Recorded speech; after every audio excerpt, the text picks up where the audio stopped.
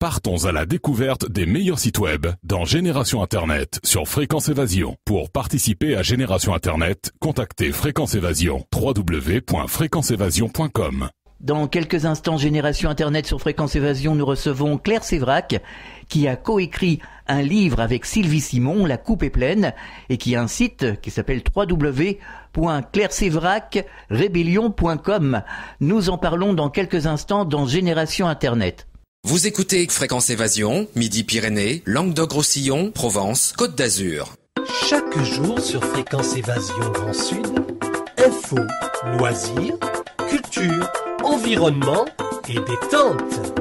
Fréquence Évasion, www.fréquenceévasion.com. Radio Fréquence Évasion, le son de la Côte d'Azur. Génération Internet sur Fréquence Évasion. Nous sommes en compagnie de Claire Sévrac. Bonjour, merci de participer à Génération Internet sur Fréquence Évasion. Bonjour. Alors, vous avez un site qui s'appelle www.clairesévracrebellion.com. Pourquoi avoir monté ce genre de site ? Eh bien parce que j'avais un site qui s'appelait Complot Mondial contre la Santé qui s'est retrouvé fermé un matin et j'avais su pourquoi.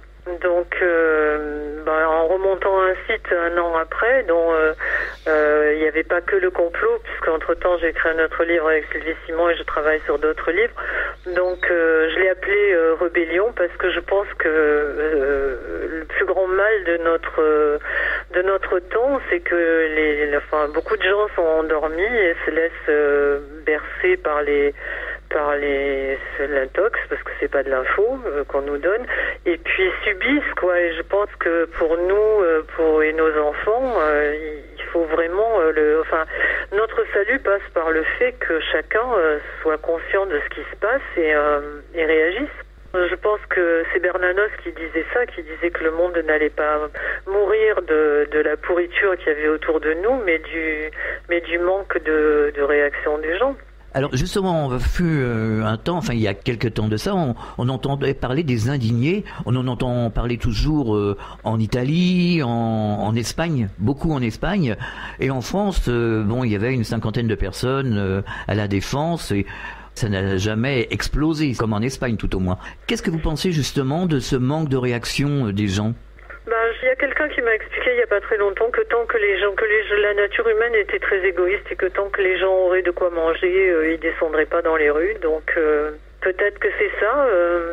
Je pense aussi que on nous a vendu un monde facile ces derniers temps, qu'on nous a fait miroiter comme facile, en nous donnant du prêt à penser, du prêt à bouffer. Donc les gens sont habitués toutes nos générations sont habituées à prendre ce qu'on leur dit pour mener contente. Et voilà. Et puis je crois qu'ils en ont tellement marre aussi des scandales et tout qu'ils sont résignés. Voilà. Et évidemment, c'est pas ce qu'il faut faire parce que plus on est résigné, plus ils continuent à nous enfermer. D'ailleurs, on voit cette dernière année comment l'étau se resserre, puisque maintenant c'est vraiment dans tous les domaines qu'on est vraiment en danger, quoi. Alors justement, ce qui m'interpelle, certaines personnes, des personnes qui pourraient être nos parents, qui ont connu une autre époque, une époque plus facile, une époque où il y avait des valeurs, qui finalement deviennent un peu pareil. On a l'impression que ça touche toutes les catégories d'âge. Je pense que les gens qui ont un certain âge, il y en a beaucoup qui se disent qu'ils ont fait leur part et que c'est pas à eux de réagir, peut-être, je sais pas, parce que moi je vois beaucoup de jeunes dans mes conférences, c'est ça qui me donne quand même de l'espoir que les jeunes, les générations qui montent se préoccupent du problème. Après, je sais pas je suis pas sociologue, je sais pas pourquoi certaines catégories sociales réagissent plus que d'autres. Je pense que le problème urgent, c'est que c'est de faire circuler l'information et qu'il y ait de plus en plus de gens conscients de ce qui se passe. Alors justement, vous la faites circuler sur votre site.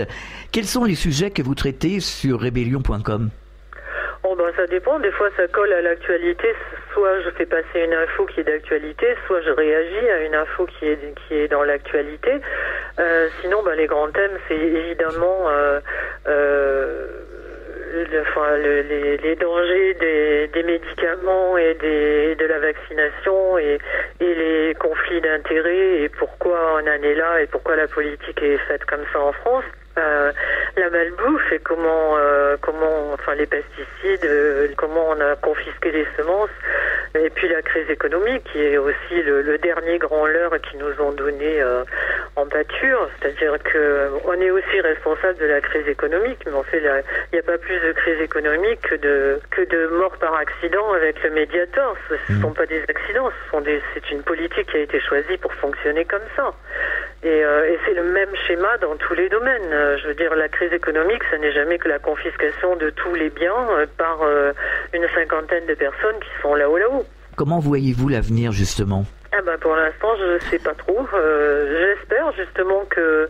Il paraît qu'il faut 5% de conscience pour que ça bascule. Donc plus il y aura de gens au courant et puis il faut que les gens arrêtent de croire aux dogmes qu'on fait circuler, parce que ce sont des dogmes qui ne sont là que pour assurer un maximum de profit aux cartels et aux hommes politiques. Et c'est très facile, une fois qu'on a mis le doigt dedans, de décoder ce qui se passe. Hein. Là, on vient de nous faire un pataquès sur Gérard Depardieu qui s'exile, qui refuse de payer ses impôts en France, etc. Bon, je ne le juge pas, chacun fait ce qu'il a envie de faire. Mais qu'on le montre du doigt comme on le fait et que les journalistes continuent à inviter des politiques pour leur dire qu'est-ce que vous pensez de l'attitude de Depardieu, qu'est-ce que vous pensez du fait qu'il ne veuille pas payer, et tout le monde lui tape dessus, mais il faut juste qu'un journaliste demande aux politiques pourquoi ils sont aussi virulents vis-à-vis de Depardieu quand eux reçoivent des salaires déjà qui sont hors normes en période de crise, qui sont exempts de charges sociales les 3/4 du temps à 83%, qui sont exempts d'impôts et même sur leur retraite, que quand le président de la République a dit qu'il allait baisser ses salaires de 10%, comme par hasard ça a été invalidé par le Conseil d'État. Pareil, quand les députés ont dit oui on accepte de baisser nos salaires, bien évidemment le Sénat a dit non, c'est contraire à la Constitution. Je veux dire, on nous prend vraiment pour des CON, pour les enfants qui écoutent, et personne ne réagit. Donc si la presse ne réagit pas pour nous le dire, pour nous dire attention, là on se fout de notre gueule, il faut bien que nous on réagisse, que chacun réagisse et décode ce qu'on nous fait avaler. Est-ce que vous ne pensez pas qu'au bout d'un moment, ils vont être tous pris à leur propre piège et que c'est la nature qui va redresser la barre en quelque sorte, parce qu'on voit bien que la Terre est bien malade. On a fait une émission avec Yann Arthus-Bertrand il y a quelque temps qui nous disait qu'en 2100, si on redressait pas justement la barre, il y aurait plus personne sur cette planète. Donc est-ce que vous pensez pas que la nature va nous secouer un petit peu et nous dire bon, écoutez, il faudrait peut-être retrouver les vraies valeurs? Oui, mais le problème, c'est que je pense que ces gens-là, ceux qui ont le pouvoir, s'en foutent complètement. Ils sont dans le profit immédiat et toujours plus de profit immédiat et quel que soit le danger qui nous guette. J'entendais encore ce matin un journaliste très connu qui disait sur une chaîne de télé qui interviewait un homme politique qui était écologiste et qui lui disait mais c'est de votre faute si l'économie ne reprend pas, parce que regardez les gaz de schiste aux États-Unis, ça a redressé l'économie. Comment on peut dire ça quand on voit, il suffit d'aller regarder des photos ou d'aller au Canada ou d'aller dans les États aux États-Unis où il y a eu des forages de gaz de schiste pour comprendre ce que ça fait à la Terre. Oui, mais justement, si on déclenche des tornades, des tempêtes à répétition, et puis au niveau de la pollution aussi, on a de gros problèmes. Tout s'accumuler, finalement, ça va être la perte de la société. On ne pourra pas continuer, on sera bloqué. Justement, moi, il y a 2 ans, quand j'ai écrit le complot mondial contre la santé, je me disais que définitivement, il fallait avoir son coin de potager chez soi et n'acheter que du bio si on pouvait pas élever les poulets nous-mêmes et cultiver nos légumes nous-mêmes, etc. Mais bon, maintenant, ça commence à être... Maintenant, je suis très pessimiste parce que si on nous balance de l'aluminium, du barium et du strontium sur la tronche, comment on fait pour avoir un potager? Je veux dire, moi j'habite dans la vallée de Chevreuse, cette saison, la saison qui vient de passer, personne n'a eu des légumes dans son potager. Aussi, on a eu des légumes et puis du jour au lendemain, ils sont devenus noirs sur tige, pas pourris quoi. Ils se sont, je sais pas, comme un truc qui est resté dans un sachet plastique pendant je sais pas combien de temps, voilà. Donc qu'est-ce qu'on fait? On va, même si on achète des semences bio, qu'on en prend soin comme la prunelle de nos yeux, si on va pas arroser avec de l'eau d'Évian, et encore faut-il savoir ce qu'il y a dans de l'eau, je veux dire de l'eau en bouteille. Et bon, alors on arrose avec de l'eau du robinet qui est remplie de résidus de chimiothérapie, qui est remplie d'hormones, de pilules contraceptives, après ça, on va se prendre les résidus des chemtrails dessus. Comment on fait, quoi? Je veux dire, comment on arrive à vivre, là? Bah justement, il y a une recrudescence de cancer, une recrudescence de certaines maladies. On en voit un peu partout. Ça, je pense que c'est là où je comprends pas que les gens ne réagissent pas, parce que quand on entend de temps en temps, même de temps en temps dans les infos qui sont vraiment en général très aseptisées. Ouais, voilà.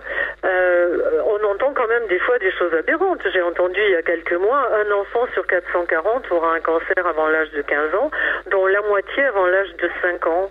C'est hallucinant que les gens ne descendent pas dans la rue quand on entend ça. Parce qu'on a l'air de nous dire que c'est une fatalité, voilà. Mais en plus, le commentaire du journaliste était, mais de toute façon, c'est parce que la détection est plus sérieuse maintenant, et de toute façon, les guérisons sont spectaculaires. Comment on peut dire autant de mensonges dans la même phrase, quoi? Les cas d'autisme, ils étaient de 1 sur 10 000 il y a 10 ans ou 12 ans. Ils sont de 1 sur 80 maintenant, et 1,58 pour les garçons. Ben justement, l'autre jour, je sais plus sur quelle chaîne de télévision, on parlait de la maladie, enfin des bipolaires. Et il disait que il y avait une augmentation de 4000%. C'est pas 1%, ni 10%, ni 100%. C'est 4000%. Donc c'est terrifiant. Mais oui, c'est terrifiant, mais je pense que comme ils balancent ça entre le nouveau disque d'Hallyday et la tournée de je sais pas qui, et donc voilà, les gens percutent pas, quoi. Ou alors on leur explique qu'effectivement on fait tout pour nous sauver, mais que c'est la fatalité. Alors c'est pas du tout la fatalité. Ils refusent systématiquement de prendre en compte les effets secondaires, les gens qui ont des effets secondaires graves de certains vaccins ou de certains médicaments. Donc forcément le taux de gens des effets secondaires reste toujours minime, puisque l'AFSAP ne les prend pas en compte les 3/4 du temps. Quand les gens se plaignent d'effets secondaires, on leur dit il n'y a pas de relation de cause à effet, donc on continue. Mais quand est-ce qu'on va s'arrêter, quand on sait qu'on est en train de plomber des générations entières? Quelle est la chose qui vous révolte le plus particulièrement aujourd'hui? Est-ce qu'il y a quelque chose qui vous sensibilise? Ce qui me révolte, oui, énormément, c'est le fait qu'on nous prenne pour des cobayes et qu'on nous le dise pas. C'est-à-dire le fait qu'on nous dise, voilà, dès que quelqu'un veut ouvrir la bouche, on nous dit, mais vous êtes en démocratie, vous mettez la démocratie en danger, etc. Mais quelle démocratie? Elle est où, la démocratie, puisque tout ce qui concerne nos vies est décidé derrière notre dos et par des gens non élus les 3/4 du temps. Il faut pas se leurrer, je veux dire, les gouvernements qui soient de droite ou de gauche depuis quelques décennies, ils obéissent au même pouvoir, et c'est certainement pas nous, en mettant notre bulletin dans l'urne, qui changeront quelque chose. La preuve, c'est que quand les gens votent à droite, ils ne sont pas contents de la droite, ils votent à gauche, ils sont pas contents de la gauche, ils revotent à droite, mais c'est bonnet blanc et blanc bonnet, c'est exactement la même chose. Donc qu'est-ce qu'il faudrait faire justement pour sortir de... On nous prenne vraiment pour des cons, c'est-à-dire on nous dit mais c'est important d'aller voter parce que c'est la démocratie, c'est un bien, etc. Inestimable. C'est du foutage de gueule parce que la démocratie n'existe pas. La seule chose qui nous demande d'aller voter parce que c'est une façon de légitimer leur position. C'est-à-dire que, voilà, ils sont légitimes puisqu'ils ont été élus. Et donc, chaque fois qu'on veut se plaindre après, on nous dit, pourquoi vous vous plaignez puisque vous l'avez élu? C'est vous qui l'avez élu, c'est le peuple qui l'a voulu. Mais je veux dire, il n'y a jamais une politique qui est en faveur du peuple. Sinon, au lieu d'appliquer le principe de précaution, par exemple, au laboratoire en disant on n'est pas sûr de la relation de cause à effet, on ne peut pas prouver la relation de cause à effet entre l'absorption d'une substance, d'une molécule et les résultats, les effets secondaires qu'il y a derrière, on dirait stop, il y a énormément de problèmes. Dans le cas où ça viendrait de là, on va arrêter, on va regarder si ça vient de là vraiment, avec des études honnêtes et financées par des partis qui ne sont pas en conflit d'intérêts avec ces laboratoires, et après on avisera. On marque une pause, on revient dans quelques instants. De Menton à Toulouse, Radio Fréquence Évasion, le soleil du Grand Sud. Fréquence Évasion vous informe sur votre région. Que se passe-t-il près de chez vous? Pour le savoir, cliquez sur Région et Office de tourisme. Bon séjour dans le Sud. Venez visiter le site Fréquence Évasion, www.fréquenceévasion.com. Partout dans le Grand Sud, Fréquence Évasion. Génération Internet sur Fréquence Évasion. C'est Génération Internet, nous sommes toujours en compagnie de Claire Sévrac sur Fréquence Évasion. Alors vous avez coécrit un livre avec Sylvie Simon, La coupe est pleine. Qu'est-ce qui vous a motivé toutes les deux à écrire cet ouvrage? Justement, le fait que les gens soient dans la peur et dans la résignation ou alors ou pire dans l'indifférence. Beaucoup de gens disent aussi, oui, mais si c'est vrai, on préfère pas le savoir parce que c'est trop atroce. Et donc, comme ça laisse la voie libre aux gens qui manœuvrent pour leurs propres intérêts. Et je pense que, comme Sylvie, d'ailleurs, on est parti de ce constat que la pire des choses, c'était la peur et la résignation, et qu'on n'avait pas le droit de laisser un monde dans cet état-là à nos enfants, quoi. Et à partir de là, on a regardé effectivement tous les domaines où ça se passe comme ça, et c'est le même plan appliqué dans tous les domaines. Donc, tout est mensonge. Quand on nous dit à longueur de temps qu'on prête de l'argent à la Grèce pour sauver les petits Grecs, qui sont des vilains parce qu'ils n'ont pas payé leurs impôts, et que c'est pour ça qu'ils sont dans cette situation, c'est faux. Il suffit de regarder premièrement l'histoire, et on se rend compte que c'est un mouvement politique, c'est un mouvement économique qui s'appelle les Chicago Boys, etc., et qui ont fait la même chose au Chili, en Argentine, en Russie, en Irak et maintenant en Grèce, et on pense qu'ils vont s'arrêter à la porte de la France comme le nuage de Tchernobyl. Non. Comment a-t-il été accueilli ce livre, La coupe est pleine? Bien, mais c'est toujours pareil, c'est-à-dire qu'il y a des gens qui sont dans la recherche, qui essayent de savoir ce qui se passe et qui veulent faire partie, qui veulent se révolter contre ça. Et toujours pareil, une grande majorité des gens qui a pas envie de le savoir, mais ça aussi, ça a été prévu. C'est une théorie qui date d'il y a 25 ans, qui s'appelle le tititainment, et ils l'ont bien appliqué. C'est deux titres, les seins en anglais, et entertainment, c'est-à-dire ils ont décidé qu'il fallait appliquer aux gens la théorie du tititainment, c'est-à-dire comme on berce un enfant contre la poitrine et il s'endort. Et ils décrivent bien la technique qui doit être à la fois par la nourriture, et la nourriture de l'esprit et la nourriture du corps. Et c'est ce qu'ils ont fait avec la malbouffe, avec tout ce qu'ils mettent dans les produits qu'on consomme, et puis aussi on voit bien les émissions de télé, etc. C'est pas fait pour nous informer, c'est fait pour nous endormir, attirer notre attention sur des trucs qui n'ont aucun intérêt. Je veux dire, comment on peut expliquer qu'on nous fasse 1 mois et demi de 24 heures de télévision sur les frasques sexuelles d'un homme politique, et que quand les 100 personnes les plus influentes de la planète se réunissent pour décider de ce que va être l'avenir du monde, il n'y a pas un journaliste qui en rend compte. Alors que les plus puissants, les journalistes les plus importants sont tous invités. Mais ils ont tous adhéré à une charte qui leur interdit de divulguer quoi que ce soit, mais alors qu'ils ne soient pas journalistes. Parce que, si j'ai bien compris, déontologiquement, un journaliste est là pour nous informer. Comment réagissent les gens sur votre site clairesévrac-rébellion.com? Les gens qui viennent sont en général des gens qui sont, comme je vous ai dit, en recherche. Donc les gens sont je reçois beaucoup de lettres de remerciements et beaucoup d'articles qui me soutiennent et me disent, beaucoup de petits mots qui me soutiennent et me disent merci de faire ce travail pour nous, de compiler les informations, de nous tenir au courant. Merci d'avoir le courage de le dire. Bon, c'est notre récompense, à nous qui sommes des lanceurs d'alerte.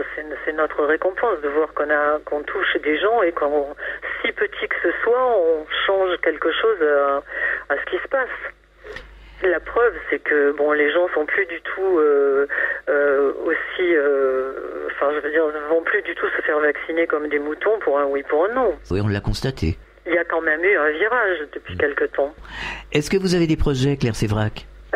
Oui, j'en ai plein.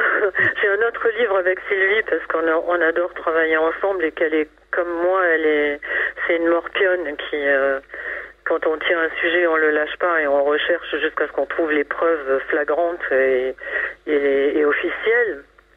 Et à la fois, on travaille quand même dans la bonne humeur elle a beaucoup d'énergie aussi, donc c'est très agréable et on a envie d'écrire un autre bouquin ensemble.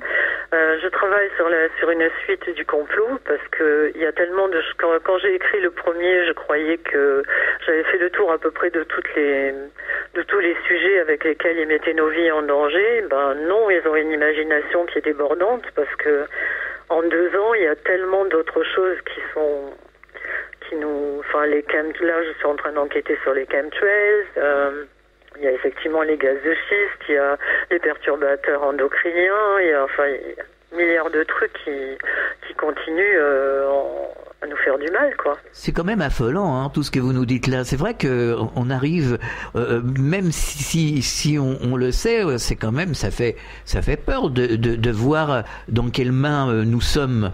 Oui, mais vous savez, regardez, en très peu de temps, il y a 5 ans, il y avait des petits magasins bio qui vendaient 4 légumes qui se battaient en duel. C'est vrai. Et les gens n'y allaient, à part quelques initiés, personne n'y allait. C'est pas pour rien que maintenant, les grandes surfaces ont tout un rayon bio énorme. Pourquoi ? Parce que ces gens-là, de toute façon, ils sont dans le profit et ils vendraient des casseroles, des fours ou des légumes ou des voitures. Ce qui importe, c'est pas ce qu'ils vendent. Ce qui importe, c'est le profit. Donc, dès qu'ils ont vu que les gens étaient sensibilisés au bio, ils ont fait des rayons entiers de bio. C'est vrai, oui. Après, est-ce que c'est du vrai bio ou pas, c'est autre chose. Mais je veux dire, c'est déjà moins pire, même si c'est pas très français, c'est moins pire que de manger de la nourriture qui est plombée d'antibiotiques, de tranquillisants, d'hormones, voilà. C'est déjà un peu moins grave. Mais donc, il suffit qu'ils sentent une tendance et que nous, on dessine une tendance qui peut être meilleure pour nous dans chaque domaine pour qu'ils suivent parce qu'en fait pour eux c'est pas une question de morale, c'est une question de fric. Donc s'ils voient qu'il y a un potentiel de gens qui sont prêts à acheter telle ou telle chose, ils vont se mettre dedans, ils vont se mettre dans le créneau. Donc c'est de notre responsabilité de faire changer les choses. Alors pour avoir testé le bio tous les jours, je peux dire que c'est quand même du vrai bio, à condition que ce soit le label AB, parce qu'il faut se méfier, il y a du faux bio. Oui. Hein, il faut faire très attention. Maintenant, ils ont encore toutes sortes d'astuces, c'est-à-dire moi, maintenant, j'épluche tous les trucs, tous les trucs que je vois, mais je veux dire, il arrive qu'on voit déjà les œufs, par exemple, quand on voit les œufs poules élevées en plein air, ce sont des poules élevées en batterie. Il suffit qu'elles aient 2 petits carrés de 40 cm qui ouvrent sur un espace. Oui, mais là, il ne s'agit pas de bio. Là, il n'est pas labellisé. Mais pour les gens qui ne sont pas au courant, ils savent très bien ce qu'ils font. Quand on voit sur une boîte, quand les gens voient sur une boîte poules élevées en plein air, ils assument, ou poules élevées sans OGM, ils pensent que ce sont des poules saines. Ah non, voilà. C'est trompeur, là, oui. Poules élevées en plein air, ça veut juste dire qu'elles ont un petit carré par lequel elles peuvent apercevoir, elles ont accès au plein air. Mais ça les empêche pas d'être 40 000 dans la même pièce et de se marcher dessus et d'avoir les membres qui tiennent plus. Tout à fait, et de se déchirer les becs, les plumes et d'en avoir la moitié qui sont mortes. Voilà. L'autre jour, j'ai vu aussi légumes cultivés. Par exemple, il y avait des poireaux, etc. Il y avait tous les légumes. Et au-dessus, il y avait une jolie étiquette avec cultivé avec les produits autorisés. Pour beaucoup de gens, c'est rassurant. Sauf que quand on sait quels sont les produits autorisés et toute la bande de pesticides qui déversent sur les légumes, c'est plutôt, quand on voit cultiver avec les produits autorisés, vaut mieux s'en aller en courant, quoi. Aujourd'hui, il faut acheter que le labellisé AB, parce que le reste, tout est douteux. Hein. Faut pas se fier s'il y a marqué bio, etc., etc. Non, labellisé AB, on peut avoir la certitude que ça marche, c'est bon. Oui, après il y a le problème des OGM qui font qu'effectivement, avec le peu de pollinisation qui reste, parce que comme ils ont réussi à tuer pratiquement toutes les abeilles et les vents, etc., on n'est jamais sûr qu'il n'y ait pas des traces de pesticides et de trucs dans les champs bio. Un OGM, ça peut se répandre jusqu'à 3 km alentour, donc... Mais au jour d'aujourd'hui, si on peut obtenir 90% de bio, déjà, c'est beaucoup. Ah bah c'est ce que je vous dis, c'est déjà moins dangereux, quoi. Claire Sévrac, est-ce que vous avez un message adressé aux auditeurs? Eh ben, ce que je martèle tout le temps, c'est-à-dire levez-vous, regardez ce qui se passe autour de vous, n'écoutez surtout pas ce qu'on vous dit, y compris moi. Je demande pas aux gens de me croire. Je suis un peu comme Bernadette Soubirous qui disait j'ai été appelée pour le dire, j'ai pas été appelée pour le faire croire. Que les gens regardent ce que je dis, ce que Sylvie dit, ce qu'Étienne Chouard dit, ce que Pierre Hillard dit, ce que tous ces gens-là disent, et puis qu'ils regardent les preuves qu'on leur donne, et parce qu'en général, on met les preuves de ce qu'on avance à la fin d'un livre, et qu'ils se fassent leur propre opinion. Bien sûr, et faire preuve de bon sens surtout. Oui, d'esprit critique, tout simplement. Je pense que oui, de bon sens, bien évidemment, mais la première chose le premier acte, je pense, passe par ne pas croire ce qu'on nous dit, ne pas croire que ce qu'on nous dit aux infos est parole d'évangile. C'est juste ce qu'on a besoin de nous faire croire pour que ça marche dans le sens qu'ils ont choisi, eux, pas pour notre bien à nous. Rappelons l'adresse de votre site www.clairesévracrébellion.com. Merci Claire Sévrac d'avoir participé à Génération Internet sur Fréquence Évasion. Bon courage et à bientôt. Merci à vous et puis à bientôt. Fréquence Évasion.